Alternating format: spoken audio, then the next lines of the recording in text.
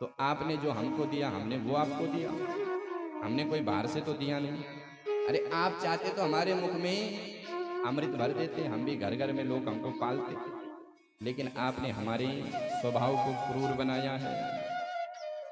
वयम खला सहोत्पत्त्या तामसा दीर्घमन्यना स्वभाव दुस्त्यजो नाथा लोकानाम यद सद्गृहा।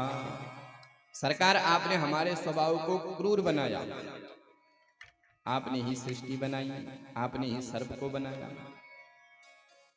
कालिया नाग ने भगवान की ऐसी स्तुति करी कि सारा जो दोष है वो भगवान के माथे पर मढ़ दिया। भगवान ही कारणम तत्र, प्रभु आप ही कारण हो। सर्वज्ञो जगदीश्वरा अनुग्रहम निग्रहम वा। तीन भक्त ऐसे हुए जो भगवान से बहस करते हैं, काली, बाली और बलि। बलि की कथा आपने कल सुनी, समय नहीं था इसलिए संक्षिप्त में सुनाई। बाली की कथा रामायण में आती है। बाली ने भी भगवान से खूब बहस की। जब भगवान ने बाली को मारा तो बाली कहता है कि सरकार धर्म हेतु तो अवतरो गुसाई मार्यो मोहि व्याध की नाई। तुम तो धर्म के रक्षा के लिए अवतरित हुए हैं और मेरे को तुमने एक बहेलिया की भांति मारा है। सरकार ये आपको शोभा नहीं देता है, आपने हमको क्यों मारा? मैं बैरी सुग्रीव प्यारा अवगुण कवन नाथ मोहि मारा। तुमको सुग्रीव प्यारा हो गया और मेरे से आपने बैर किया। तो भगवान ने कहा कि देखो बाली, तूने अपने छोटे भाई की पत्नी के साथ गलत किया है। अपने छोटे भाई की पत्नी को तूने अपनी पत्नी बनाया। अनुज बधु भगनी सुत नारी सुनु सत कन्या समिये चारी। अनुज बधु छोटे भाई की पत्नी, बहन, सुत की पुत्र की पत्नी, ये सब जो है बिटिया के समान होती है। और इन्हीं कुदृष्ट बिलोक ही जो ही ताहि बदे कछु पाप न हो। उसको मारने से कोई पाप नहीं होता है। तो जब बाली को इस प्रकार से कहा तो बाली ने अपनी पूंछ भगवान को दिखाई। भगवान ने कहा पूंछ को दिखाते हो? बाली कहता है कि महाराज जो आप कानून बता रहे हो जो मनुष्यों के लिए है, हम तो बंदर हैं और बंदरों पर यह कानून लागू नहीं होता है। राम जी मौन हो गए, कुछ बोल नहीं पाए। तो काली, बाली और बलि ने भगवान के साथ बहस करी।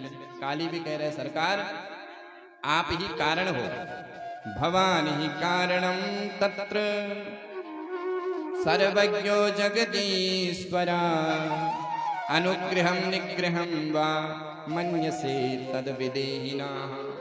आपने ही हमको बनाया है, अब आपने हमारे स्वभाव को इतना क्रूर बनाया तो हम क्या करें? ये हमारी गलती थोड़ी है। भगवान ने कहा देखो कालिया, हमने नागों को बनाया है लेकिन हमने उनके लिए एक अलग स्थान बनाया है। तुम उस स्थान में जाओ, रमणक द्वीप, वहां जाओ। कालिया नाग कहता है कि सरकार वहां पर आपका वाहन गरुड़ आता है और हमको खा जाता है। बोले यहीं क्यों रहते हो? बोले यहाँ सांप बस आवत नहीं। यहाँ गरुड़ को श्राप लगा है कि यहाँ पर वो सर्प को खाएगा तो मर जाएगा, इसलिए महाराज यहाँ रहते हैं। भगवान कहते हैं कि कालिया अब तेरे माथे पर मैंने अपने चरणों की मोहर लगा ली। अब तू जहां जाएगा सब तेरा सम्मान करेंगे। कुत्ते दो प्रकार के होते हैं, एक होता है फालतू और एक होता है पालतू। अच्छा, फालतू और पालतू की क्या पहचान है? बोले जो फालतू होता है उसके ना तो गले पर कोई पट्टा होता है न कोई उसकी पहचान होती है, और फालतू को अगर कोई दो डंडा मसक देता है तो कोई फर्क नहीं पड़ता है। वो घर घर जाता है, टुकड़ा खाता है और मार भी खाता है साथ साथ में। लेकिन जो पालतू होता है उसके गले पर पट्टा होता है, वो हर किसी के घर नहीं जाता, अपने मालिक के साथ रहता है। तो कालिया नाग को भगवान कहते हैं कि मैंने तेरे माथे पर अपनी चरणों के चिन्ह दे दिए। अच्छा, पालतू और फालतू की पहचान क्या है? हम लोग भी भगवान के पालतू बने, क्या पहचान है? बोले सबसे पहली पहचान है माथे पर तिलक, पालतू है कि फालतू है। गले में कंठी, तुलसी अथवा रुद्राक्ष की कंठी धारण करो, पहचान जाओगे कि पालतू है कि फालतू है। सिक्का, ना तो सिक्का है, ना तिलक है, ना कंठी है, तो फिर महाराज कल्याण कहाँ होगा? फिर तो फालतू है। न जाने कब यमराज के दूत आएंगे और मार मार हंटर लेके जाएंगे। लेकिन अगर पालतू होंगे तो यमराज के दूत दूर से डर के रहेंगे कि मालिक का है, और मालिक कितना बड़ा है। इसलिए हम भी गुरु धारण करें, कंठी धारण करें, तुलसी अथवा रुद्राक्ष की माला हम पहने, तिलक लगाएं, चुटिया धारण करें। हम सनातनी हैं और सनातन धर्म के ये चिन्ह है। तो भगवान ने कालिया के माथे पर चिन्ह स्थापित किए। कालिया ने रमणक द्वीप को प्रस्थान किया। वो रमणक द्वीप कहाँ है? आपको पता है कहाँ है? बता दूं कि रहने दूं? हमारे जो पंडित जी बैठे हैं, आचार्य जी और हमारे नीरज भैया कीबोर्ड पर, ये वहीं से हैं। सेम नागराज, सेम मुखिम उत्तराखंड, पंचम धाम।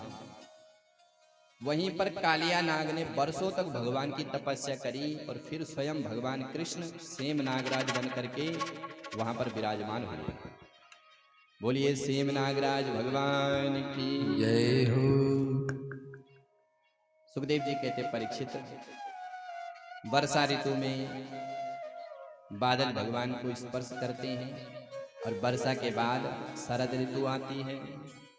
वर्षा विगत शरद ऋतु आई।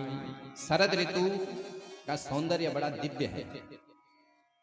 वर्षा ऋतु में जलाशय गंदे होते हैं, लेकिन जब शरद आती है तो सारे जलाशय स्वच्छ हो जाते हैं, सुंदर सुंदर कमल खिल जाते हैं,